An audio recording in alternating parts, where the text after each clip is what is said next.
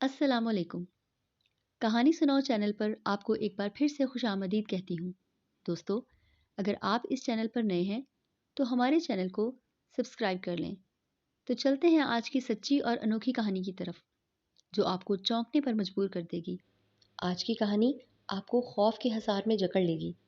आप एक बार ये सोचने पर मजबूर हो जाएंगे कि क्या दुनिया में ऐसा भी होता है। कब्रिस्तान की बदरूह। ये वाकया आज से कुछ साल पहले का है, जो मेरी अम्मी ने मुझे सुनाया था। ये वाकया मेरे मामू जान के साथ पेश आया था। ये इन दिनों की बात है, जब गांव और कस्बों में बिजली की सहूलत अभी तक नहीं पहुंची थी। मोबाइल फ़ोन का तसव्वुर नहीं था और पीटीसीएल कम घरानों में था। दूर दराज रहने वाले रिश्तेदारों को खत लिखकर एक दूसरे की खैरियत की इत्तला दी जाती थी। ऐसे में कभी किसी की शादी की दावत शादी गुजरने के बाद मिलती, तो कभी किसी की फौतगी की खबर भी बहुत लेट पता चलती। तब रिश्तेदार भी एक दूसरे के घर आते जाते थे। वो बहुत सादा ज़माने थे। तब दिलों में कदूरतें नहीं थीं। लोग एक दूसरे से मोहब्बत से पेश आते थे। वो सब एक दूसरे के गम और खुशी में शरीक होते थे। उस दिन मेरी अम्मी नानों के घर में वक्त गुजारने के लिए आई हुई थी। उस वक्त मैं महज 1 साल का था। आधी रात तक अम्मी और नानी आपस में बातें करती रहीं। वो दोनों बहुत टाइम के बाद एक दूसरे से मिली थी। तभी उन दोनों का बातें कर कर के जी नहीं भर रहा था। फिर आधी रात को जब उनकी आंखें नींद से बोझल हो गईं, तो तब वो दोनों बिस्तर पर लेटते ही सो गईं। तभी एकदम दरवाज़ा ज़ोर ज़ोर से बजने लगा। सारे घरवाले हड़बड़ाकर उठ बैठे कि ना जाने क्या हो गया। जब दरवाज़ा खोला तो सामने अकरम चाचा खड़े थे, जो शहर में रहते थे। उनके चेहरे पर अफसुर्दगी छाई हुई थी। उनको देखकर यूं लग रहा था जैसे वो रोते रहे हों।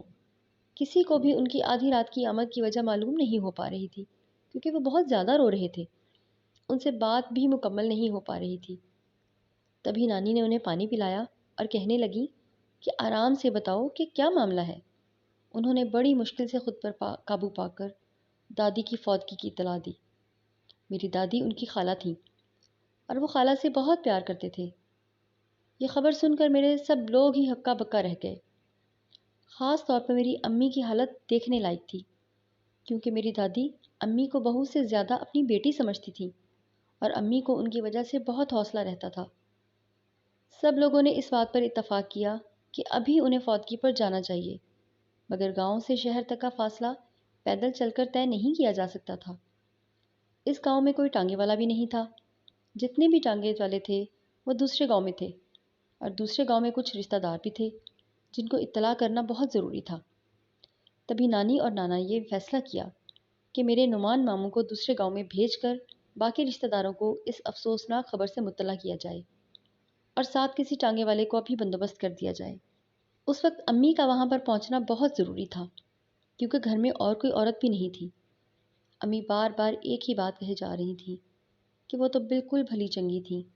जब मैं घर से आई थी तब तो वो बिल्कुल ठीक थी। ना जाने उन्हें अचानक से क्या हो गया। नुमान मामू काफ़ी कम उम्र थे और वो कदरे डरपोक भी थे।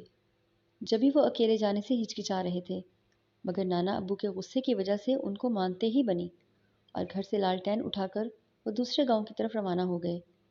दोनों गांव के दरमियान में एक बहुत पुराना कब्रिस्तान गुजरता था, और इस कब्रिस्तान के बारे में बहुत अजीब व गरीब बातें मशहूर थीं।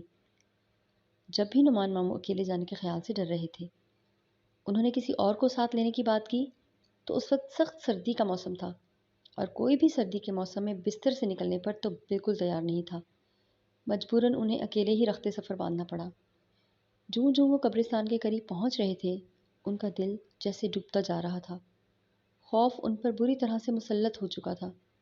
अभी वो कब्रिस्तान से चंद कदमों के फासले पर थे, जब उन्हें अपने पीछे छन छन की आवाज़ें सुनाई दी। ये देखकर वो डर गए और उन्होंने अपने कदमों की रफ्तार तेज़ कर दी। अचानक ही तेज़ हवा चलने लगी, जिससे लालटेन बुझ गई और उनका दिल जैसे सिकुड़ कर रह गया। वो तकरीबन भागने वाले अंदाज में यहाँ से गुजर रहे थे, और उनके पीछे छन छन की आवाज़ें भी तेज़ी से आ रही थीं। फिर इस आवाज़ के साथ एक नस्वानी आवाज़ सुनाई दी, बाबूजी, आप कहाँ जा रहे हैं? नुमान मामू बोलने की हिम्मत कहाँ से लाते। वो समझ गए थे कि ये कोई और ही मखलूक है, वरना इस वक्त कब्रिस्तान के पास आधी रात को किसी लड़की को क्या काम। وہ پھر سے گویا ہوئی، مجھے بھی دوسرے گاؤں میں جانا ہے اور اس وقت میں اکیلی ہوں، سمجھ نہیں آ رہا کہ کس کو ساتھ لوں۔ رات اندھیری ہے اور مجھے اکیلے جاتے ہوئے ڈر بھی لگ رہا ہے۔ اتنی بات کہہ کر وہ ہنسنے لگی۔ نعمان ماموں کا تو حلق خشک ہو چکا تھا اور وہ بنا کوئی جواب دیے وہاں سے تیز تیز بھاگنے لگے، اور وہ بھی ان کے پیچھے پیچھے مسلسل بھاگتی رہی۔ ایسی بھی کیا جلدی ہے بابو جی، تھوڑا آہستہ چلو۔ وہ مسلسل انہیں اپنی جانب متوجہ کرنے کی کوشش کر رہی تھی۔ نعمان ماموں نے اونچی آواز میں اللہ پاک کے کلام کا ورد کرنا شروع کر دیا۔ اللہ پاک کے کلام کا ورد کرتے ہی انہیں اپنے آپ میں ایک عجیب سی قوت محسوس ہوئی اور وہ وہاں سے بھاگنے لگے۔ جوں جوں وہ اللہ کے کلام کو پڑھتے جا رہے تھے، تبھی وہ آواز ان سے دور ہوتی جا رہی تھی، اور پھر وہ بالآخر دوسرے گاؤں میں پہنچ گئے۔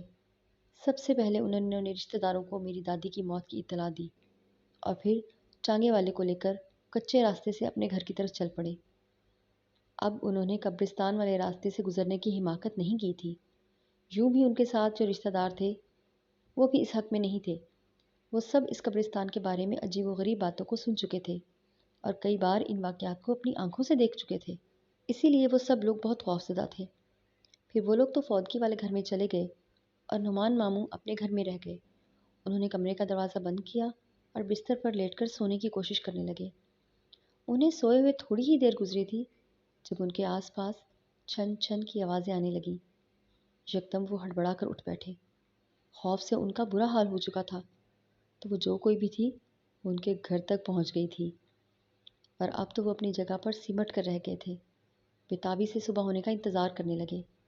صبح کا سورج طلوع ہوا تو انہیں بخار نے آ لیا۔ سخت سردی کے موسم میں بھی ان کے ماتھے سے پسینے کے قطرے بہہ رہے تھے۔ دوسری جانب ان کے گھر والے اس بات پر خفا تھے کہ وہ جنازہ پڑھنے کے لیے کیوں نہیں آئے۔ ان کے بہنوئی کو اس بات پر بہت غصہ تھا، مگر وہ اس بات سے لاعلم تھے کہ نعمان ماموں پر کیا گزر رہی تھی۔ جب نانی گھر آئیں تو انہوں نے ماموں کی حالت دیکھی تو وہ پریشان ہو گئیں۔ ماموں کی آنکھیں اوپر کی طرف چڑھی ہوئی تھیں اور ہاتھ پاؤں مڑے ہوئے تھے۔ ان کے منہ سے عجیب و غریب قسم کی آوازیں نکل رہی تھیں۔ نانی بھی ان کی حالت دیکھ کر ڈر گئی، انہیں ہوش میں لانے کی کوشش کرنے لگی، انہیں بار بار بلاتی رہیں، مگر ماموں کی حالت نہ سنبھلی۔ اب وہ بہت ہی زیادہ بے چین ہو چکے تھے۔ انہوں نے محلے کی ایک عورت کو گھر پر بلایا اور اسے مولوی صاحب کو بلانے کے لیے کہا۔ تھوڑی دیر کے بعد کسی بچے کو بھیج کر مولوی صاحب کو بلا لیا گیا۔ جب مولوی صاحب وہاں پر آئے تو انہوں نے نعمان ماموں کی حالت دیکھی تو وہ بھی انہیں دیکھ کر چونک گئے۔ انہوں نے پانی کا گلاس منگوایا اور پانی پر دم کرنے لگے، اور پھر اس پانی کے چھینٹے نعمان ماموں کے منہ پر مارنے لگے۔ باقی دم شدہ پانی انہوں نے ماموں کو پلایا تو آہستہ آہستہ ان کی حالت سنبھلنے لگی تھی۔ جب وہ مکمل ہوش میں آ گئے تو مولوی صاحب نے ان کی حالت کے بارے میں پوچھا کہ کیا ہوا تھا، تم کہاں گئے تھے، تمہاری طبیعت اتنی کیوں خراب ہو گئی؟ تب نعمان ماموں نے اپنے ساتھ بیتا ہوا سارا واقعہ مولوی صاحب کو بتایا تو وہ کچھ پریشان ہو گئے اور آنکھیں بند کر کے کچھ پڑھنے لگے۔ تھوڑی دیر کے بعد انہوں نے آنکھیں کھولی تو کہنے لگے کہ تم خوش قسمت ہو جو اس سے بچ گئے ہو۔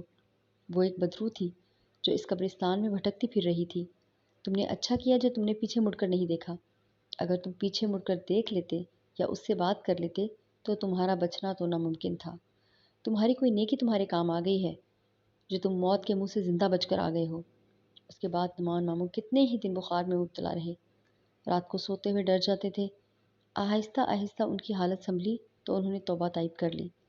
اس سے پہلے وہ نماز میں سستی کر جایا کرتے تھے، مگر اب تو وہ پنجگانہ نماز ادا کرنے لگے تھے، اور اس واقعہ کے بعد انہوں نے مغرب کے بعد گھر سے باہر نکلنا بالکل چھوڑ دیا تھا۔ اگر آپ کو ہماری کہانی اچھی لگی ہو تو کمنٹ سیکشن میں ضرور بتائیے گا، اور لائک اور شیئر کرنا مت بھولیے گا۔